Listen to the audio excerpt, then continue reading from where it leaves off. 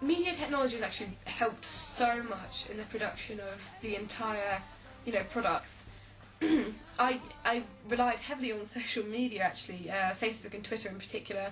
That's where I posted links to my questionnaire at the very beginning for my format research. It's where I posted the link to my blog for people to look at. I posted the link to my video for people to look at.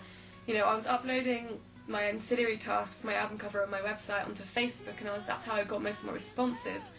And in a way, it's so easy to get feedback that way in comparison to before social media really existed. And the fact that people are behind a computer means that they can be as brutally honest as they want. If you're face to face, people are much less likely to tell you the truth. And so using modern technologies like that, people are more free to have their own opinion, which is good, because then you get a truer aspect of what people actually think about your video rather than just a biased opinion. It was so much easier to get people to look at my products and to get it promoted and people to see it, especially with YouTube, which is obviously where I uploaded all of my drafts and my final video and my feedback and everything like that. It just meant that, posting on YouTube also means that I get a lot of people watching it, and so, not even people that I know necessarily, giving you more honest feedback.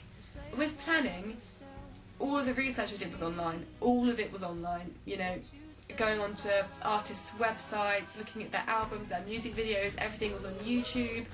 Everything is just like at your fingertips, everything was there. So, researching in particular just became so much easier. You just go onto Google and you can type in what you want to look for. And it meant that, I could look at other people's as well. I also looked at a lot of other A-level students' work on YouTube, just so I could see what, the standard was, and to see what people were doing and what hadn't already been done. And so that meant that, the research became a lot easier, having everything there ready to look at, in an instant. In terms of the construction, it meant that planning when I was filming my video became a lot easier.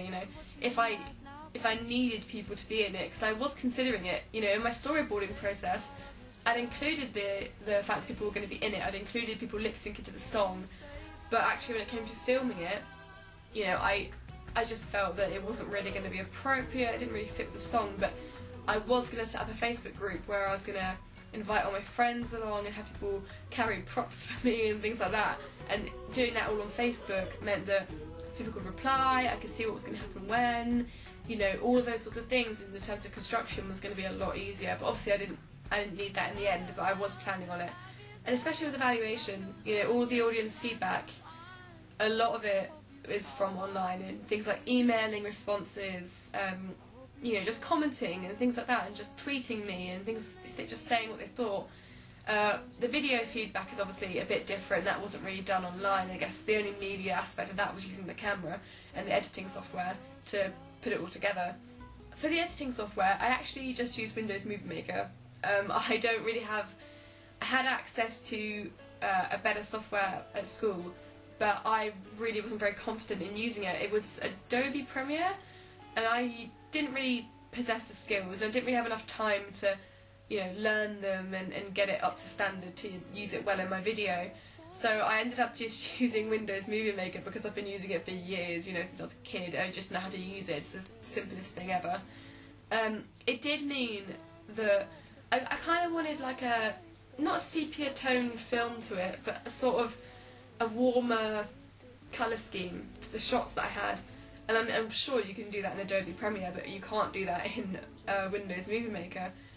And so when I finished editing, I was a bit like, I was kind of half-mastered with it. I was like, it's okay, I wasn't loving the video. And then when I uploaded it onto YouTube, I actually noticed that they had their own sort of mini editing software on YouTube. And I don't have a YouTube channel, so I don't upload. I had no idea it even existed. So I basically found this thing on YouTube where you can add your own edits to it, and it had this, I didn't know anything about it, but it had this sepia film to it, and you could do sort of different things. And that actually worked out really well, because it's exactly what I was looking for, which Windows Movie Maker didn't have.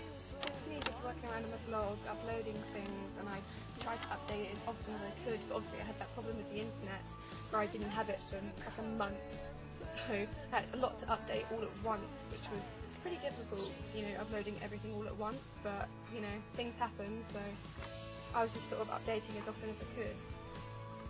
And then using Facebook as well to get responses from people and, you know, just getting honest responses, and Twitter and things like that all helped in getting my feedback in general.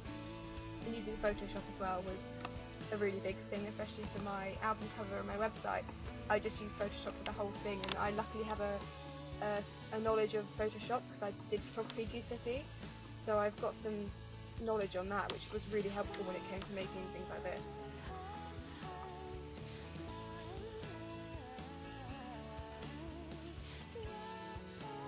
And then using Windows Movie Maker obviously to make the actual video, which had its benefits because it was so easy to use, but at the same time it limits you to what you can do. You know, I was so limited with the things I could do. That's why I ended up using the thing on YouTube, which I didn't know about the editing software on there, because Windows Movie Maker is so simple in the way it is that, you know, you're limited on what you can do.